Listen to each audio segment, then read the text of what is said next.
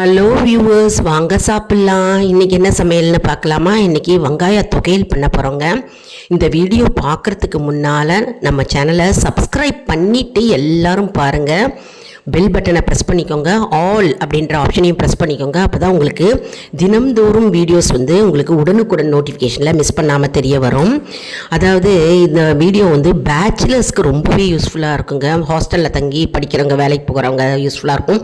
மற்றும் பிகினர்ஸ்க்கு ரொம்ப யூஸ்ஃபுல்லாக இருக்கும். அதாவது மேரேஜ் ஆகிட்டு புதுசாக மேரேஜ் ஆனாங்க பார்த்தீங்களா, அவங்களுக்கு சமையல் என்ன அப்படின்னு தெரியாதவங்களுக்கு ரொம்ப யூஸ்ஃபுல்லாக இருக்கும். மற்றும் ஆஃபீஸ் கோயர்ஸ்க்கு ரொம்ப யூஸ்ஃபுல்லாக இருக்கும். ட்ராவல் பண்ணுறவங்களுக்கு யூஸ்ஃபுல்லாக இருக்கும். அதாவது ரொம்ப நாள் வச்சுருந்து இது வந்து நம்ம பாட்டிலில் போட்டு ஸ்டோர் பண்ணினா நம்மக்கிட்ட இது நிறைய நாள் இருக்குங்க. இந்த தொகையில் நம்ம வந்து இட்லி, தோசை, சப்பாத்தி, பூரி மற்றும் சாதத்துக்கு வந்து பிசைஞ்சு நம்ம சாப்பிட்லாங்க. இது நிறைய பேர் செஞ்சுருப்பீங்க. இது தெரியாதவங்க அவங்களுக்கு இந்த வீடியோ வந்து ரொம்பவே யூஸ்ஃபுல்லாக இருக்குங்க.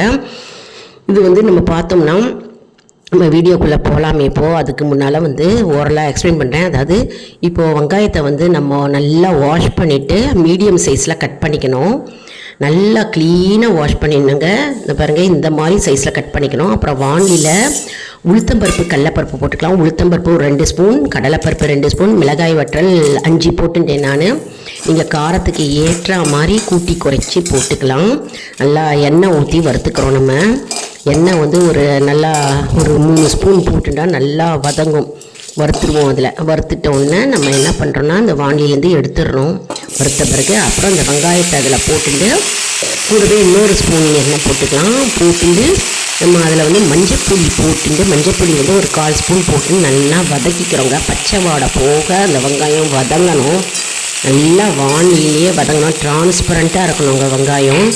அப்போ தான் வந்து நம்மளுக்கு வந்து ருச்சி நல்லாயிருக்கும். இப்போ மேலே வந்து பெருங்காயத்தை போட்டுக்கிறோம். அது மேலேயே போட்டு நல்லா வதக்கிக்கிறோங்க. எண்ணெய் கொஞ்சம் அதிகமாக போட்டால் தான் நமக்கு வந்து நல்லா 1 வாரம் வரைக்கும் இருக்கும். இது வெங்காய துவையலுங்க. ஃப்ரிட்ஜிலேயே வச்சுருக்கலாம். நம்ம நல்லா வதக்கிக்கலாம். பாருங்கள், மஞ்சப்பொடி போட்டும். புளி வந்து ஒரு கொட்டைப்பாக்கு அளவு, அதாவது புளி வந்து லெமன் சைஸ் புளி கூட நீங்கள் சொல்லலாம். அதாவது எலுமிச்சம்பழம் சைஸில் புளி போட்டு நம்ம லேசாக வதக்கிக்கிறோம். ஏன் புளியை வதக்கிக்கிறோன்னா அது நல்லா மெசியும். மிக்சியில் மிளகாய் வற்றல், உப்பு போட்டுக்கிறோம். கல் உப்பு தேவையான அளவு, மிளகாய் வற்றல், உப்பு, புளி போட்டு 1 2 கோர்ஸாக அரைச்சிக்கிறோம். அப்புறம் வந்து இந்த பாருங்கள், கோர்ஸாக அரைச்சி எடுத்து வச்சுட்டுருக்கோம். அப்புறம் உளுத்தம்பருப்பும் கடலைப்பருப்பும் வந்து தனியாக 1 2 தட்டி, அதாவது பல்ஸ் மோடில் அரைச்சி வச்சுருக்கோம். அப்புறம் வந்து பாருங்கள், தொகையல் ரெடி ஆகிடுது.